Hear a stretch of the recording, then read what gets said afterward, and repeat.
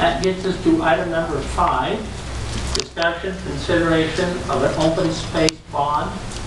This bond, is if approved, would be placed on the next general election requested by Danny Goode. So Danny, you want to lead out the discussion on this? Yes, my request is to put this on the agenda. I've been talking about this for 2 years as a member of council. And then in February or March, I informed the council that I'd bring this as an agenda item for formal action. Whether this is placed on the next general election, whenever the next appropriate election cycle is what I think we should look at. There is no mechanism in place for Wasatch County to preserve open land, whether that is other than TDRs, which we've had a really difficult time making work. Regardless of where the land is, this is not an open space bond about one particular piece of land. So whether it's the area in the P160 you talked about, Spencer, or it's Mary's that Greg identified, or the North Fields or Bonanza Flat, this is a general open space bond. I talked to Wendy Fisher of Utah Open Lands, and I asked her what is the lowest amount that we could put forward in the bond and it still be useful, be effective as seed money to go for grants, to do other fundraising, to go along with our other efforts with TDRs and what we've been trying to do with preserving open space. She said anywhere from $1 to $5 million. For the average home, that would turn into less than $100 a year of tax increase. At the $5 million level? At the $5 million level, at the highest level. Now, if the council doesn't think it's appropriate for the council to put it on the next election, I'm okay with that. That informs the public that if they want to put it on, they have to do it via petition. But we've been talking about preserving open space for a long time, about whether we're going to do it by a bond, whether the council does it, whether the citizens do it. I think it's time that we just bring it to a head and end this political football of an issue. Either we're going to do it or we're not.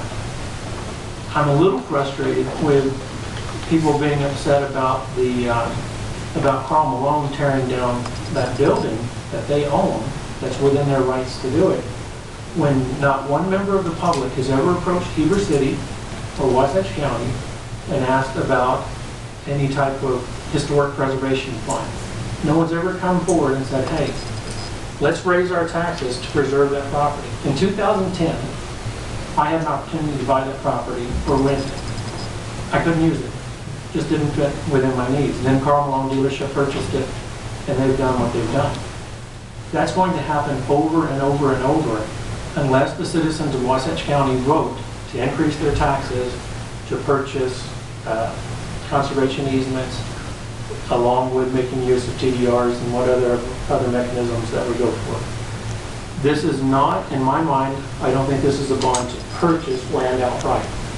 The way I understand it would happen is if the bond were to get on the ballot, if the citizens approve it, then a land conservation group would then decide which properties to go for, which properties to, and how to word any type of conservation easements, and then it would come back to the county council to decide where to expend the money.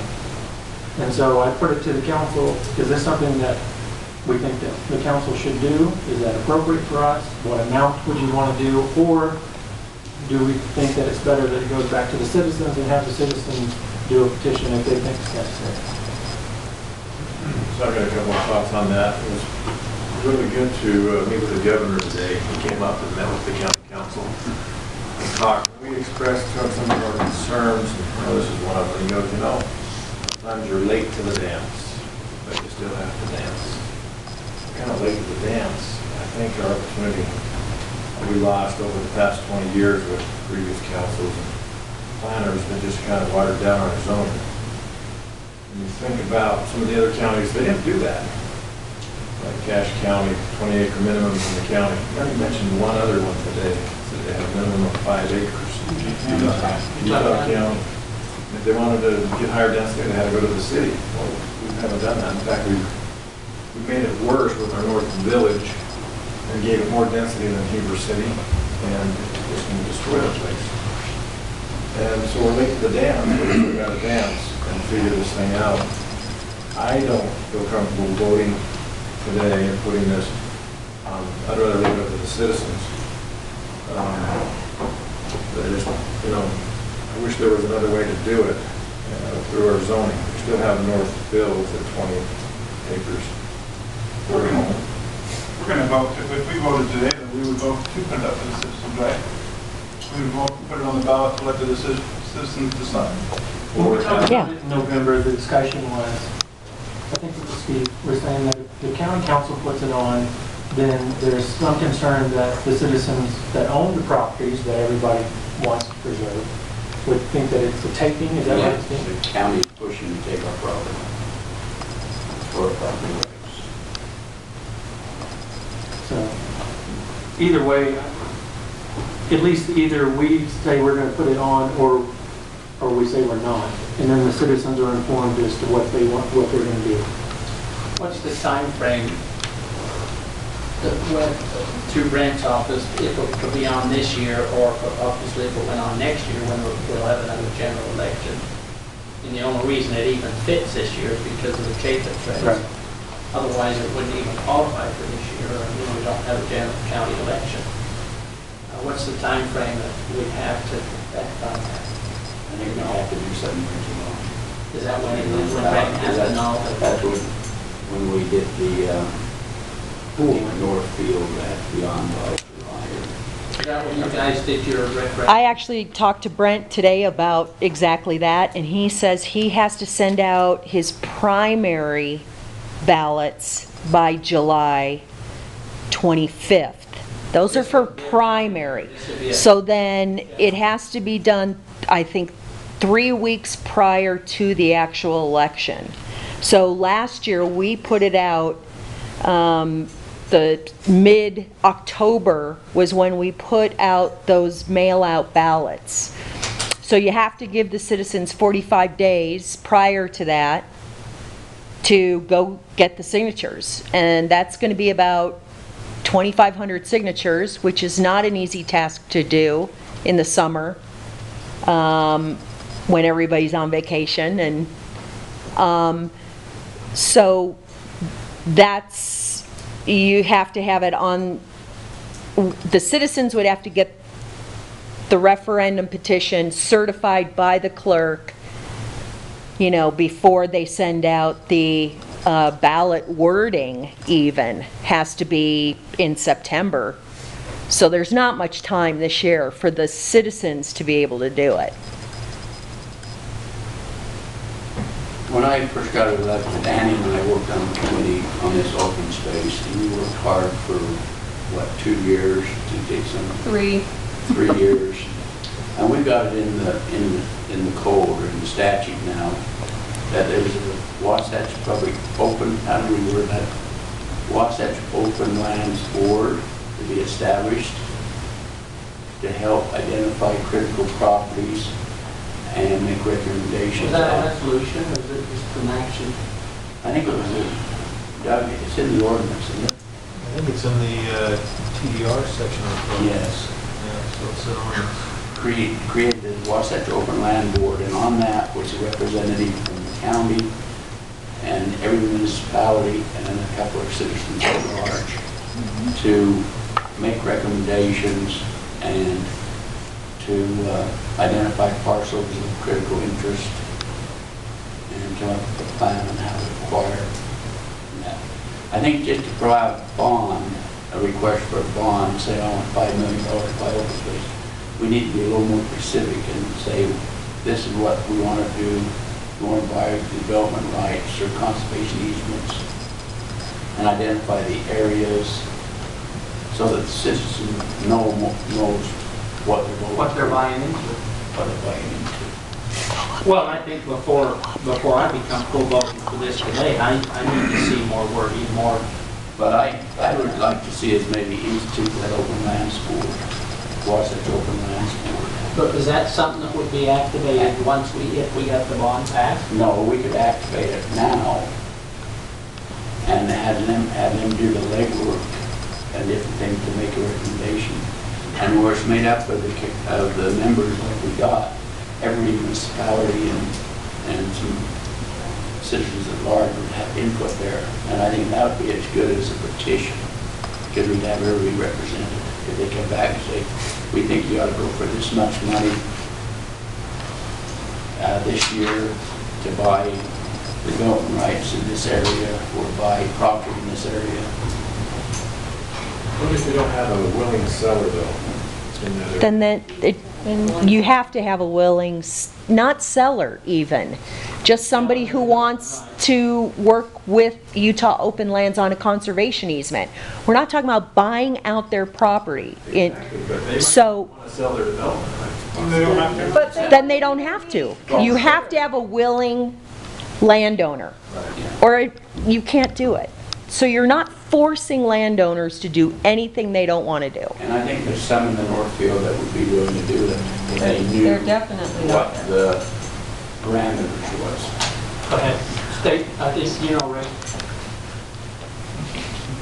So, the reason I came here is because I was on the very first county council. County council's been a decision-making entity for 15 years.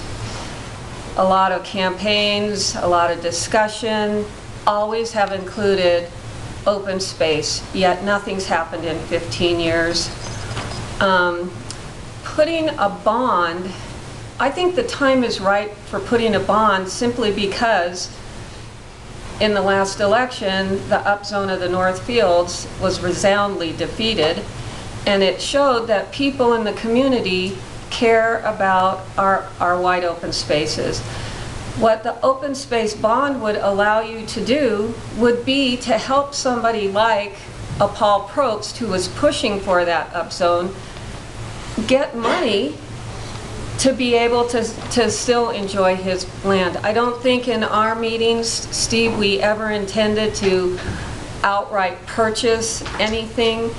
The program that we had always discussed was having an open space bond that would be a pool of money to be effective and have people apply for matching funds from the county, and it would enable them to get other grants from like the Rocky Mountain Elk Foundation or Utah Open Lands. It was never intended to be, in our conversations, a 100% purchase by the county, taking away property rights, nothing like that. It just merely would be $5 million, for example, would provide you a fantastic opportunity to help landowners realize some revenue from their land, place a conservation easement on properties that are of value to the county or to the citizens. And I think if you have nothing to lose by putting that on a ballot. It's a win-win situation. It goes to the people of the community. They have the ability to vote yes or no. If the resolution or the open space bond fails, you've lost nothing. If the open space bond passes, you'll be the county council that finally got it moving and got it going. You'll be the people who revere the land, and that the community can finally say somebody's acting on our behalf to preserve a little bit of what's going on. When I was on the county council in 2002, we did a study. We recognized the top 3 properties that there was a survey, like Dan Jones or somebody called 500 random people. The top 3 properties were the Northfields, still there. Second property was the Bassett Farm, got annexed into Heber City last year with commercial and dense housing entitlements. And the third one was the Bill McNaughton Ranch, Red Ledges, now a gated community with a golf course on it. If we had had that in place, we maybe could have, you know, preserved some of that ground. So I think you guys are in a really good position by putting a few rules, or, you know, your intentions for the money is that it would be matching funds for a landowner. You and I both know landowners out there that want, in the Northfields, who want to preserve. And you guys will help the community and be finally the council that gets it rolling. So one thing that kind of bothers me is what happened in North Village? How did that get so dense? That didn't even get annexed into Heber City. That's 4 times denser than anything in Heber. Why didn't we take a look at that 15 years ago? Well, it was all, everything was looked at.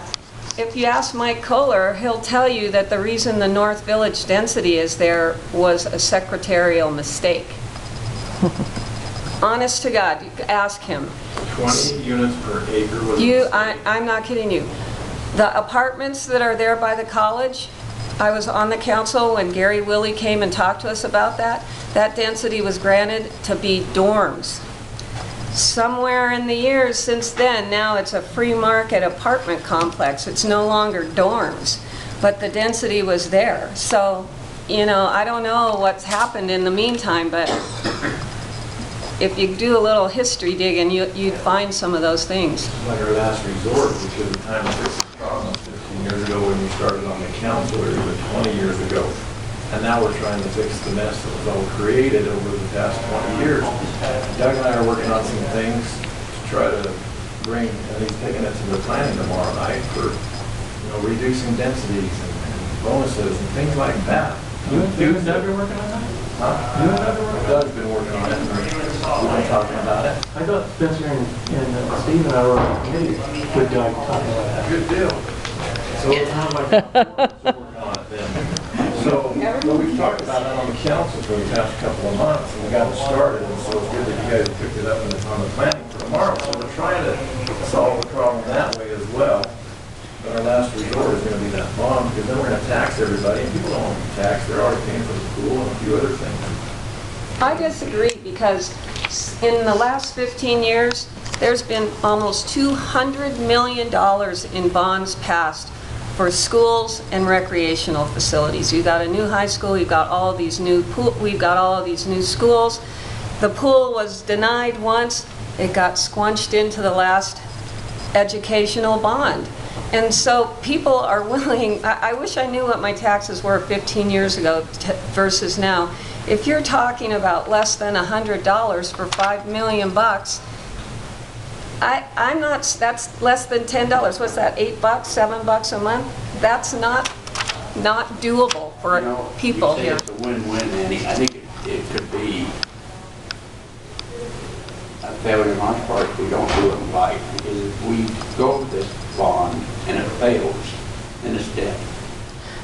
I think we need to do the research. But nothing has happened, with all respect, I don't mean this rudely, but you've been on council for 12 years.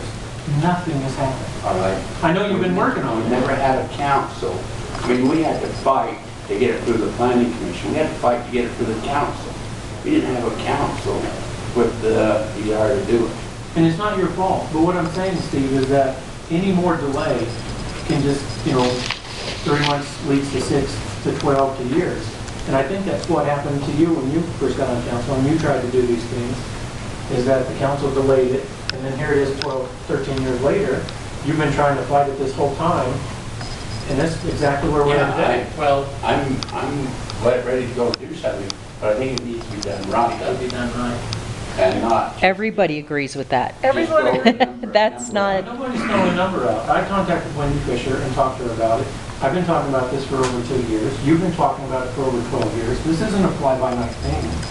and I think We're all on the that, same page. I think you have resources like Utah Open Lands. You can go to Summit County, you can go to any county and learn from them what they did to develop. I mean, Wasatch County is one of the most beautiful places in the U.S. We got to do something, and you have resources to help.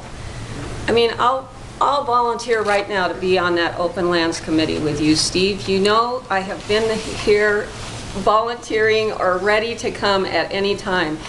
There are resources to help us. We can do it right. I don't know what you're afraid of. Let's just do it and let the citizens vote. Steve, how long would it take to activate that Open Lands Committee?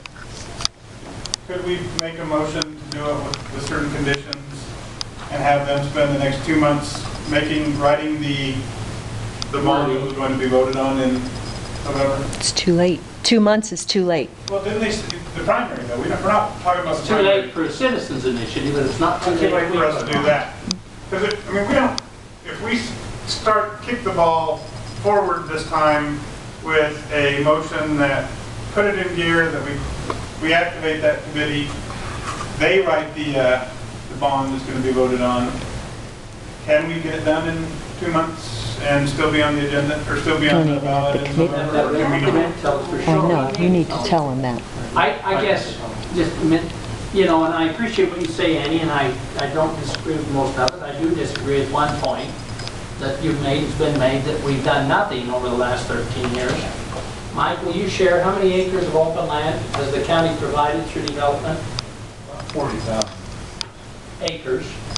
That includes the state park, which was 23,000 of 40. But that's been provided through different efforts. Is Park that City, the development Summit County's agreement? bought how many acres? Pardon?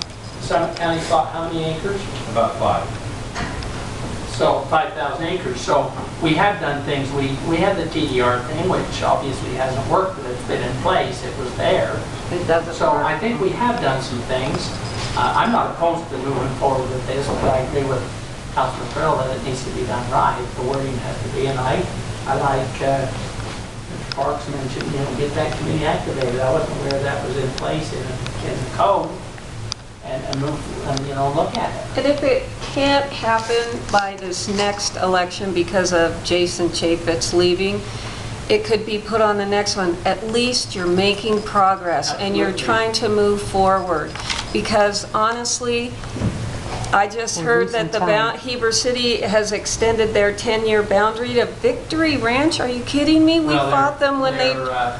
They're talking about it. But we fought them when they wanted to take North Village. We fought Midway Well, they when wanna take Midway North wanted to Village take now. North Village. We just went no, and the county said no. I mean, it's another opportunity for you to fight and go, be realistic, fellas and women of the council, but you know, you gotta do something, or else we're not gonna be able to see beautiful Mount Timpanogos on a winter morning because of smog. So Ma'am, and if you'll state your name and then we'll come to you, Mike. Sure. Hi, I'm Deborah West. I'm a realtor in town, and Where'd you live, ma'am? I just You said you weren't going to be here. no, I did. Oh, I No, thought I'm here. But I just wanted to bring you up to date. For those that aren't aware, small group of us have also been working with Wendy Fisher to try to raise money for the Northfields. If you went to UtahOpenlands.com, their site right now, you would see a page that represents raising money for the Heber Valley. So it's not, you know, the committee you're talking about, but there is a group of people in place right now, citizens, non-elected officials, who, including Tracy, myself, Mike Johnston, George Hansen. who've been working consistently with Wendy Fisher in trying to raise money. And the reason I'm bringing it up is that, you know, there may be a way of kind of bringing things up to speed. Maybe it's worth having Wendy come in and kind of giving you some of her thoughts on the situation and sort of updating. I would say, though, tying back to the conversation about the Malone, the building that was torn down, and, you know, a lot of conversation on Ask Heber, I think it's really important to the citizens whose families have settled the valley that we start to take a look at preserving, whether it's historic buildings, and I actually own one on Main Street, and I did choose to preserve it, and it was a great honor for me to do so, or, you know, historic lands, key pieces of property, whether, you know, they're land or, you know, an established building, and look at preserving them, because I think families who have been here forever feel like they're getting crowded out and that their culture is getting watered down. And I think, and I'm from New York City, and I have friends here whose families have been here forever, and I care a lot about those concerns, because I also do think, even as, from a moral standpoint and also from a business standpoint, that there is great value to balancing what's new and coming in and bright flashing lights and billboards with, you know, what has always been here and what has made this place special. So I think, if we lose that, we water down why people choose to live here and be a part of this community. So I think it's really something to look at, and if there's anything, myself or, Wendy can do to help, bring the council up to speed, happy to help in any way at all. Thank you. My comments don't have anything to do with whether the council chooses or the public chooses this. That is a mechanics issue. To issue a bond, you have to prepare the process so that the bond is sellable. To do that, you will need to hire a financial advisor. We have one on retainer. Louis Young will have to pay for that service. But you can't sell the bond if you just say, well, we're just going to run a bond and give us $5 million and we'll figure out what to do with it. We'll pick some properties or something else. That's not it. We can look at Park City's model. They've just gone through the process for the $38 million that they generated. But it is a process, and it's not likely a 1 month process. Right, I don't believe anybody said it was. Well, I think that it's been exercised here that we're going to be too late if it takes a month. I'm sorry, but to go through the proper financial process, it's probably going to take that amount of time. And to do that, we've kind of mixed a lot of terms here. Conservation easements. Generally, a conservation easement, either you bought the property or you get a commitment from a developer or a landowner to commit the property to land conservation. Pursuing development rights, totally different issue. Totally different issue. Right. And so we're kind of mixing this all together. Those need to be determined through this process of identification to issue the bond. And so where you're going to spend your money, you need to identify how you're going to do it. If you issue a bond and say, well, we'll figure out if we're going to do TDRs or if we're going to do development right purchases, or we may do conservation easements off of purchases, or we may do something to a developer, you're going to have a hard time selling the bond. Right, but that's not what's been presented. What we've talked about is a multi-phase approach as part of land conservation as a concept. Right. TDRs could be used, purchase of conservation. But what I'm easements could be saying is used. that has to be a documented process. In other words, you need to go through a process that identifies these are the things we're going to do. And that's what Steve's getting back, I think, to the idea of the committee, is that committee then would bring that information to the council and say, these are the vehicles we're going to use this money for. And it may include all of them. It could include all of them. But you have to have some sort of a plan in place to do that, or you really will have difficulty selling the bonds. Well, and I have along with the bond, you're talking $1 to $5 million, which is what you'd be asking whenever we determine if we put this on the ballot. And you refer to $100 a year. If I understand it, it would authorize the county to seek a bond for $5 million that could be used for however we specify that. It wouldn't be paid for in 1 year. $100 would be spread out. Or is that $100 a year for? Generally, a bond would be about 20 years. It'd be 20 years. Yeah, So it would be 100, it would be less than 100 a year. But I used 100 because I don't want to undersell it to the public. Yeah. It could be much less than that, but to be, completely. 20-year bond on $5 million would be, I don't know what it would be. I guess the gist of what I'm saying is, if we're going to do the committee, we should get Louis Young involved with the committee, that they would help us work through that process to identify the things necessary to actually issue a bond. And so that would be very important. If an initiative comes from the public then gets to choose how much, because the initiative has to identify how